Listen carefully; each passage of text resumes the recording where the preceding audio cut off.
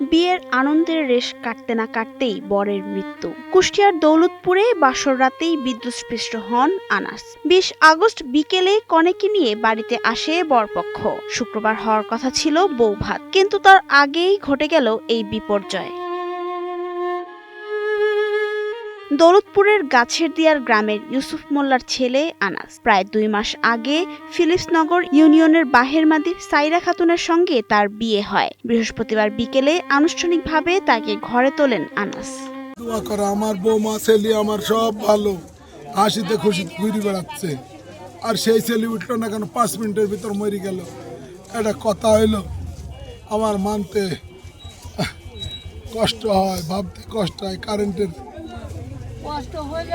কিভাবে ছিল? আমার ছেলে খালি পায়ে বেড়ায় না। ছেলে বলছে আব্বা একটু খালি পায়ে বেড়ায়, তাহলে শরীরটা ভালো থাকবে। ওই আরতি না, কারেন্টে একা না হলে আর মরতো না আমার ছেলে। আমার বৌমারা মা উঠে গেল।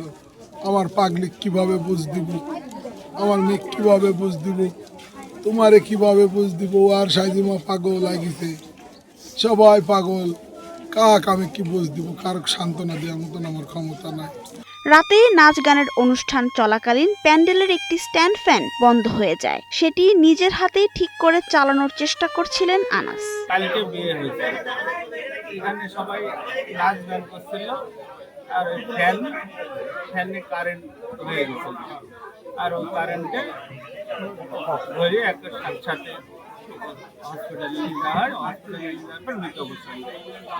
হঠাৎ করে কারেন্টের সাথে এ সময় অসাবধানতাবশত তিনি বিদ্যুৎস্পৃষ্ট হন। গুরুতর আহত অবস্থায় দ্রুত তাকে কুষ্টিয়া জেনারেল হাসপাতালে নিয়ে গেলে চিকিৎসক তাকে মৃত ঘোষণা করেন। কালকে বিয়ে করে নিয়ে আসছে, রাত্রে অনুষ্ঠান ছিল সাংস্কৃতিক নাচের জন্য, মেয়েরা আসছিল আর কি। ওখানে নাচ দেখতে বৌমা সহ গেছে। যার পরে প্রচণ্ড গরমের কারণে ওই বৌমাকে বাতাস দেওয়ার জন্য, বা তার মা ছিল, বাতাসের জন্য ফ্যানটা একটু সাইড করা ছিল, ফ্যানটা ঘোরাইতে গেছে। ঘোরাইতে গিয়ে আপনার তারের উপরে পা উঠছে, তারটা লিক ছিল আর কি। পা ওঠার পরে ওই ফ্যান সহ উনি বুকের উপরে পড়ে গেছে। তখন ওখানে অনেক লোকজন ছিল, সবাই মিলে ধরে আমরা উঠাইছি। উঠাইয়ে সঙ্গে সঙ্গে আমাদের প্রাইভেট ছিল, এখানে প্রাইভেটে করে নিয়ে গেছে। আসলে আজকে সবার আসার কথা ছিল এখানে দাওয়াত খাতে, আনন্দ করতে, উল্লাস করতে, কিন্তু এটা শোকের কাতর হয়ে গেল। গ্রামবাসী সবাই মর্মান্তিক। স্বামীর আকস্মিক এই মৃত্যুতে বারবার মূর্ছা যাচ্ছেন নববিবাহিতা সাইরা খাতুন। স্বজনদের বুক ফাটা আর্তনাদে ভারী হয়ে উঠেছে পুরো এলাকা। এই প্যান্ডেলে আমার ভাই হইলো বিয়ের অনুষ্ঠানে গান বাজনা হচ্ছিল, এই জায়গায় এসে বসে করে গান শুনতে এসে এই ফ্যান হঠাৎ যায়, এই ফ্যানে থেকে শর্ট করে মারা গেছে। বিয়ের দিন যে বাড়িতে ছিল বাঁধ ভাঙ্গা আনন্দের জোয়ার, এখন সেখানে কান্নার জোয়ার।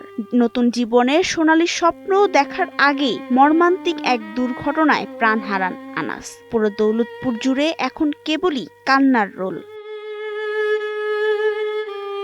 ডেস্ক রিপোর্ট, সময়ের আলো।